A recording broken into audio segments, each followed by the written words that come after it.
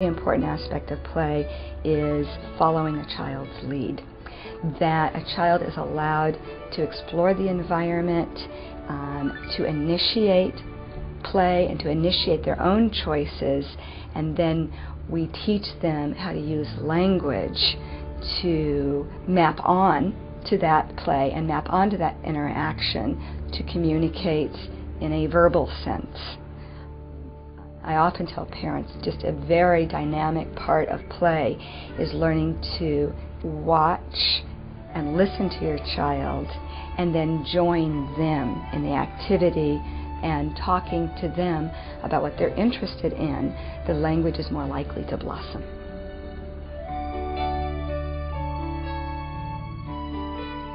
Although our clinic is oriented toward speech and language therapy, an added component to our program is social skills training.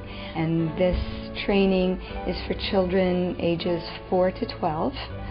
We meet once weekly for about an hour, and children are generally in the program from about 6 months to 1 year. A social skill program is for those children who are having trouble socializing, playing, and communicating with their peers.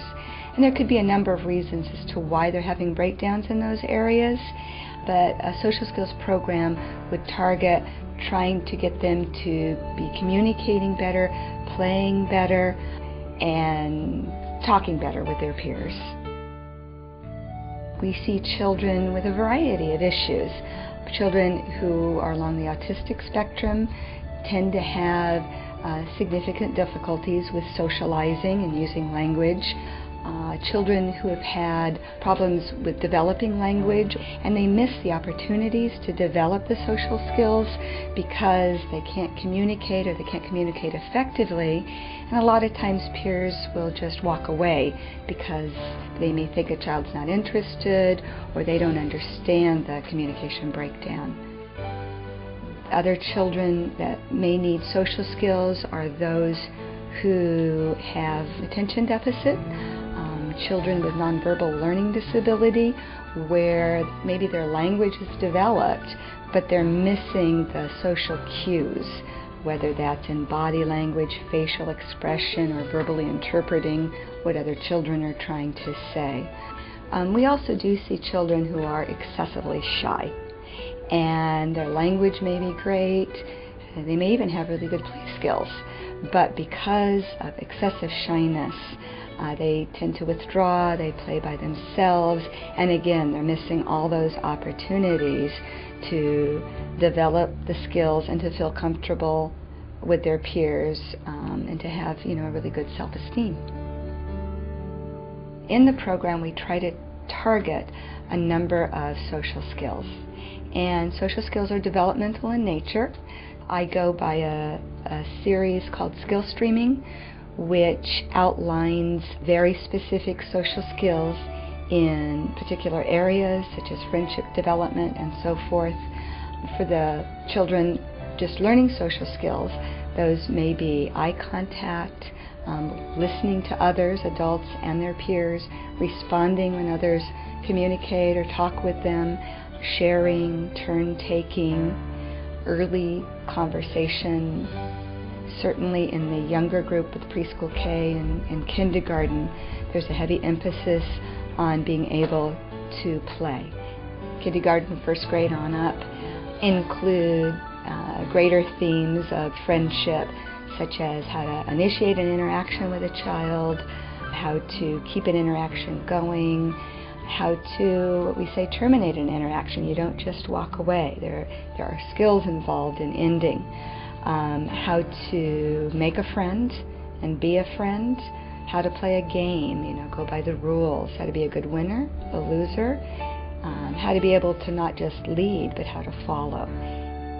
All through the ages, we work on negotiating and compromising, and of course, we're always working on greetings and how to introduce yourself appropriately to people and so forth. So social skills is really very multifaceted.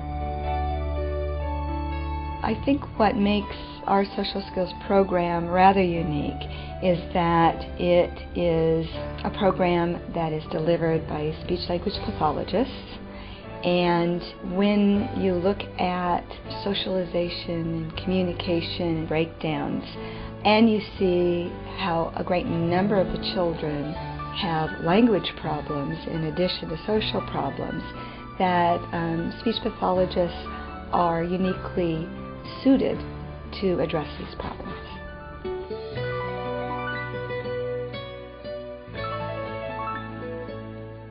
We have a lot of clinicians with a wide background in various speech and language disorders.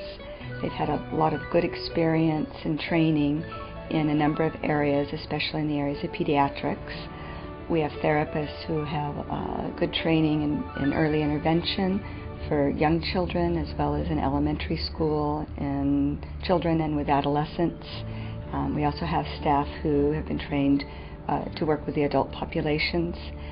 The one thing that's really nice about our therapists is they not only love working with children, and it shows, but they love working with families as well. They will even bring you into the therapy session to show you what we're working on and how we're working on it, so you feel comfortable knowing what your child's working on. You're able to carry that out in your home or in the community, and you really feel part of the therapy. Another thing that happens at the clinic is there's a lot of collaboration outside the therapy session. Clinicians are constantly getting together to talk about and problem solve on various cases. And also I meet with clinicians to talk about your child's therapy and to add my input. Thirdly, we have regular staff meetings, and we do use these staff meetings to present cases and get opinions from all the therapists. It's an arena where therapists can share what they're doing with children and what their goals are, and get other therapists to share their ideas and their expertise, so that there's a greater dynamic going on in terms of treatment planning and in terms of expertise from where we can problem solve. Part of the collaboration happens when they do co-therapy or co-treatment. And what that means is that although your child has a primary therapist that they will always be working with, every now and then another therapist will come in to the therapy session if it's appropriate, and be able to observe and work with your child as well, so that your child has the advantage of multiple brains working on their issues and their concerns. We really encourage parents to be involved. We have rooms with a one-way mirror where you can hear and watch your child and see what they're doing with the therapist, how the therapy's going, and what your child's working on. And then if it's appropriate for both you and your child, you can come into the room and observe therapy and also be part of the therapy. As the child goes through the therapy process, and the parent can see that they're responding more, they're smiling more, they're gaining more self-esteem, they're interacting more with their environment, the words are coming, and maybe not just words and sentences, but they learn strategies for communicating and strategies for learning. Now they're able to express their wants and their needs to their parents, or talk a little bit to their siblings. And I know that, when this is seen, it's so exciting for parents, and it gives them renewed hope. Therapy is a process, and it does take time, but little by little and bit by bit, children are building the skills which become the building blocks to continued growth and success. Children's Speech Care Center is all about education. I invite you to look at our website. It's an educational website for both parents and professionals. And then if you feel you have a need, please contact us. We can schedule an appointment for you. We can assign you a therapist to talk about your needs and concerns. And then if it's appropriate, we can go ahead and schedule an evaluation or therapy.